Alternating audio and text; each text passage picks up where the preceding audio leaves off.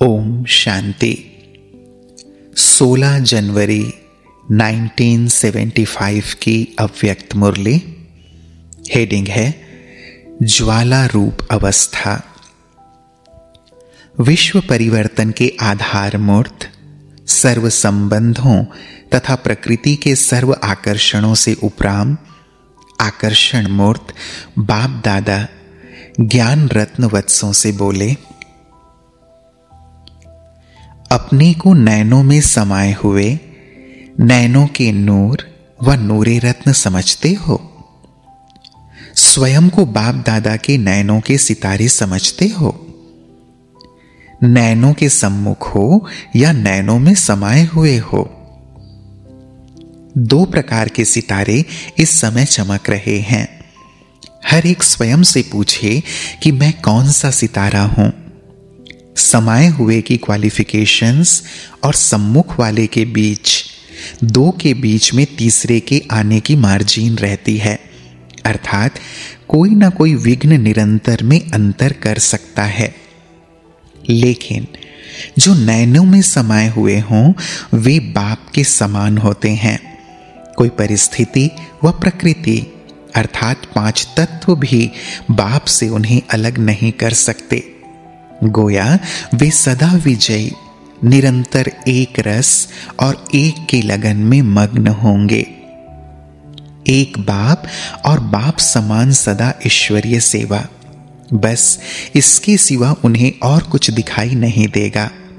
उनकी दृष्टि, वृत्ति और स्मृति ये तीनों ही सदा समर्थ रहती हैं, अर्थात व्यर्थ समाप्त हो जाता है। ऐसे बने हो या बनना है। विश्व परिवर्तन के आधार मूर्त स्वयं को परिवर्तन किया हुआ अनुभव करते हो। अगर आधार मूर्त संपूर्ण परिवर्तन की अभी स्वयं में कमी महसूस करते हैं तो फिर विश्व परिवर्तन कैसे होगा। आधार मूर्त स्वयं अपने लिए ही कुछ समय की आवश्यकता समझते हैं या विश्व परिवर्तन के लिए अभी समय चाहिए। यह संकल्प उत्पन्न होता है। आधार मूर्त के दृढ़ संकल्प में कभी हलचल के संकल्प रहते हैं तो विनाश अर्थात निमित्त बनी हुई आत्माओं में कभी जोश कभी होश आ जाता है। आधार मूर्त आत्माओं का संकल्प ही विनाश अर्थ निमित्त बनी हुई आत्माओं की प्रेरणा का आधार है। तो अपने आप से पूछो कि प्रेरक शक्ति सेना का संकल्प दृढ़ निश्चय बुद्धि है और स्वयं एवर रेडी हैं। जैसे यज्ञ रचने के निमित्त ब्रह्मा बाप के साथ ब्राह्मण बने तो यज्ञ से प्रज्वलित हुई यह जो विनाश ज्वाला है, इसके लिए भी जब तक ज्वाला रूप नहीं बनते तब तक यह विनाश की ज्वाला भी संपूर्ण ज्वाला रूप नहीं लेती है। यह भड़कती है फिर शीतल हो जाती है। कारण क्योंकि ज्वाला मूर्त और प्रेरक आधार मूर्त आत्माएं अभी स्वयं ही सदा ज्वाला रूप नहीं बनी है। ज्वाला रूप बनने का दृढ़ संकल्प स्मृति में नहीं रहता है।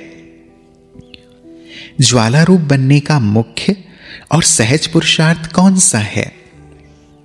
बच्चों ने सुनाया, मेरा तो एक शिव बाबा। बाबा ने कहा यह स्मृति सदा रहे, इसके लिए भी कौन सा पुरुषार्थ है। अब लास्ट विशेष पुरुषार्थ कौन सा रह गया है। बच्चों ने कहा उपराम अवस्था।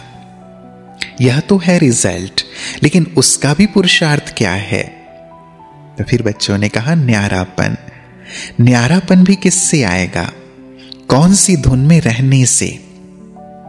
धुन यही रहे कि अब वापस घर जाना है। जाना है अर्थात उपराम। जाना है, जहां जाना है वैसा पुरुषार्थ स्वतः ही चलता है। जब अपने निराकारी घर जाना है तो वैसा अपना वेश बनाना होता है। तो इस नए वर्ष का विशेष पुरुषार्थ यही होना चाहिए कि वापस जाना है और सबको ले जाना है। इस स्मृति से स्वतः ही सर्व संबंध, सर्व प्रकृति के आकर्षण से उपराम अर्थात साक्षी बन जाएंगे। साक्षी बनने से सहज ही बाप के साथी बन जाएंगे, वह बाप समान बन जाएंगे।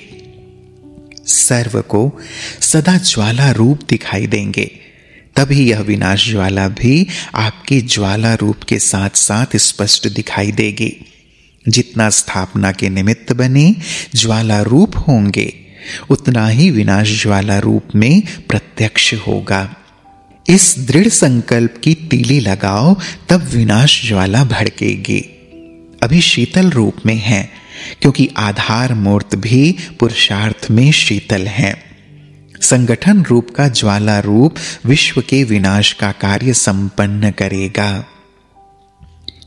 अल्प आत्माओं का दृढ़ संकल्प अल्पकाल के लिए कहीं कहीं विनाश ज्वाला भड़काने के निमित्त बना है, लेकिन महाविनाश और विश्व परिवर्तन संगठन के एक श्रेष्ठ संकल्प के सिवाय संपन्न नहीं हो सकता।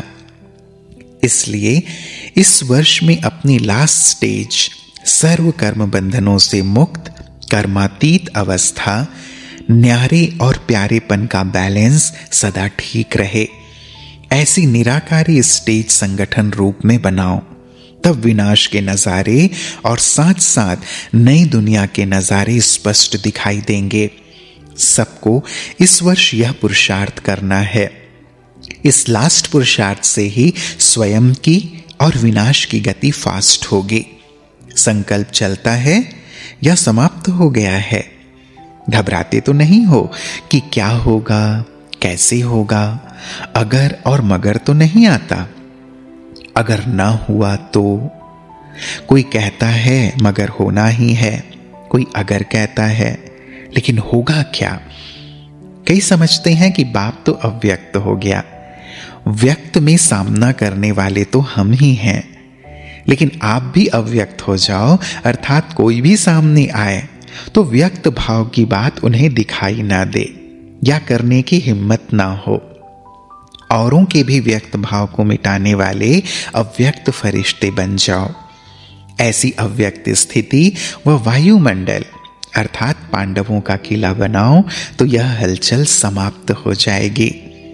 बाप दादा अंत तक आपके साथ है और सदा बच्चों के ऊपर स्नेह और सहयोग की छत्र छाया के समान हैं।